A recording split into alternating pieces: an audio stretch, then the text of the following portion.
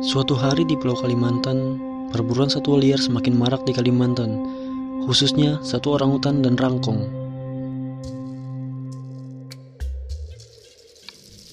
Di dalam hutan hidup sekelompok orangutan yang terdiri dari 2 induk dan 2 anak orangutan.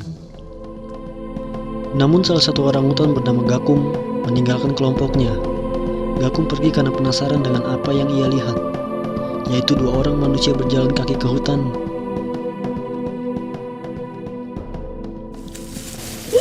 Akan tetapi suara Gakum membuat penglihatan si pemburu tertuju padanya. Gakum tidak mengetahui apa yang akan terjadi selanjutnya. Kemudian si pemburu membidik Gakum tanpa berpikir panjang.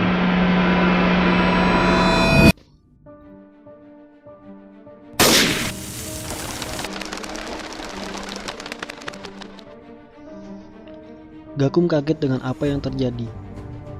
Kemudian anak buah pemburu menembak lagi. Gakum langsung bergerak cepat untuk kabur, dan peluru mengarah ke arahnya.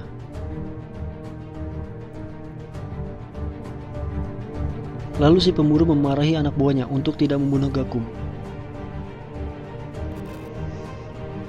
Beruntung, peluru melesat dan tidak mengenai Gakum. Gakum berusaha kabur dari si pemburu. Lalu pemburu menyuruh anak buahnya mengejar.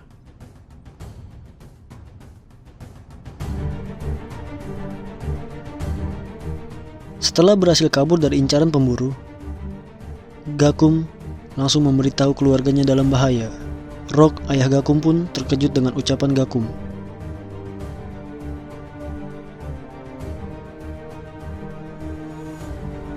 Sekelompok orangutan berada dalam bahaya. Namun Rock tidak tinggal diam dan berusaha untuk melindungi keluarganya.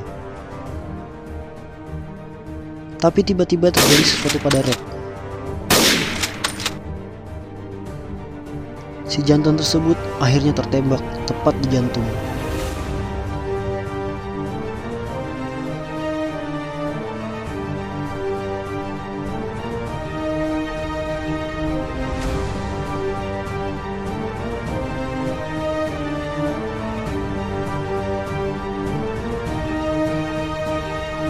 Setelah melihat Rock mati, Liz berusaha kabur. Namun tiba-tiba peluru menembus dadanya.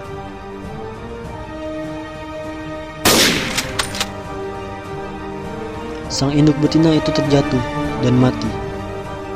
Gakum sangat terkejut melihat keluarganya mati.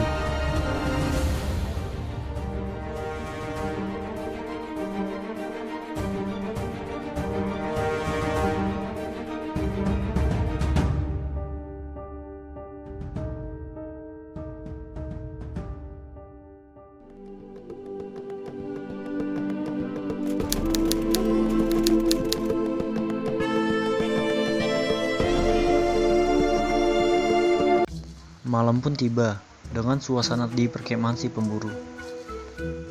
Orangutan yang selamat itu mengikuti si pemburu secara diam-diam.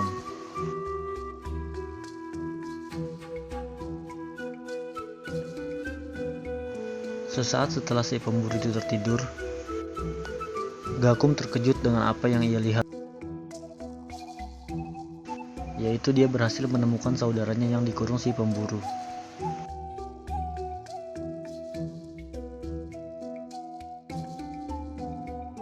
Setelah pagi, Gakum langsung bergegas menemui temannya Rangkong.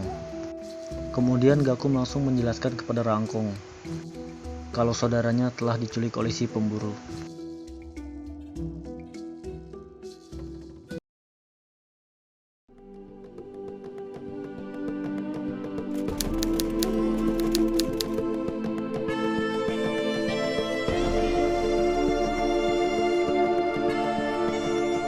Keesokan hari, Gakum dan Rangkong kembali mengintai perkemahan pemburu. Korwas yang terkurung pun hanya bisa berdiam dan pasrah.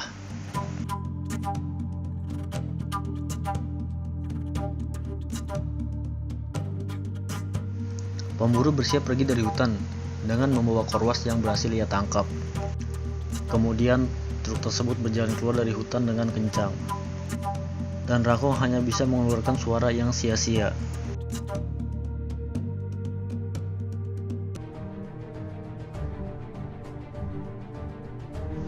Beberapa saat kemudian, Gakum menelusuri hutan untuk mencari si pemburu.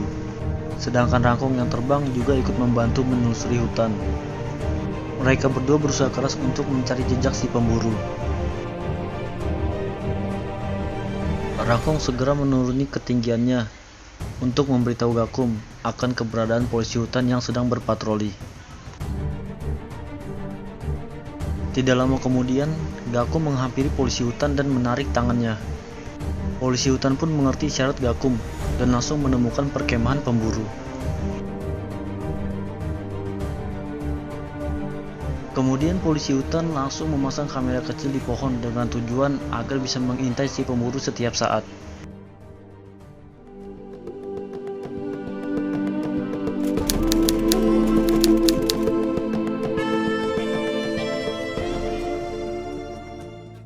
Korwas ditampung di tempat pedagang di sebuah gudang yang tempatnya jauh dari perkotaan. Lalu pemburu meminta kepada pedagang agar mengawasi gudang itu.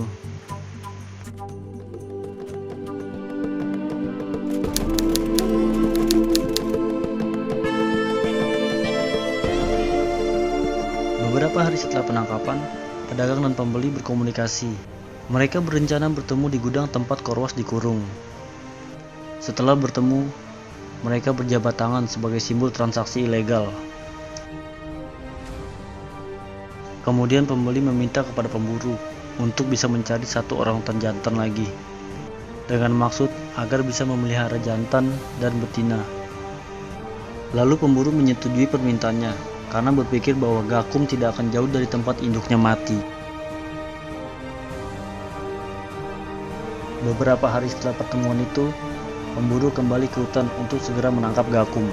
Dalam perjalanannya, pemburu sangat optimis untuk bisa mendapatkan Gakum.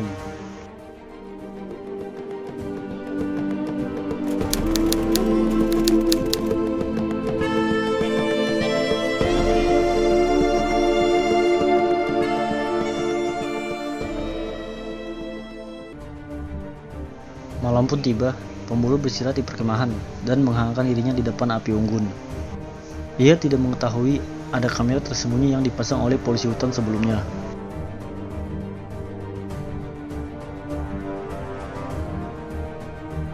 Setelah pagi, Rangkong pun memberi isyarat kepada para polisi hutan yang bersiap siaga untuk melakukan operasi tangkap tangan terhadap pemburu satwa liar orangutan tersebut.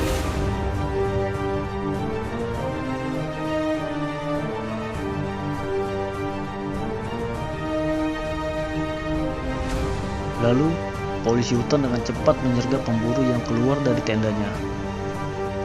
Pemburu tersebut dalam keadaan pasrah dan berhasil diamankan untuk diinterogasi oleh polisi hutan.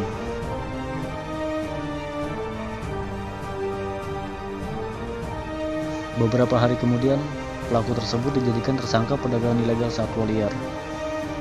Berita pelaku perdagangan ilegal satwa liar pun beredar luas dan menjadi masalah yang harus diperhatikan. Dan barang bukti disimpan oleh polisi untuk proses hukum lebih lanjut.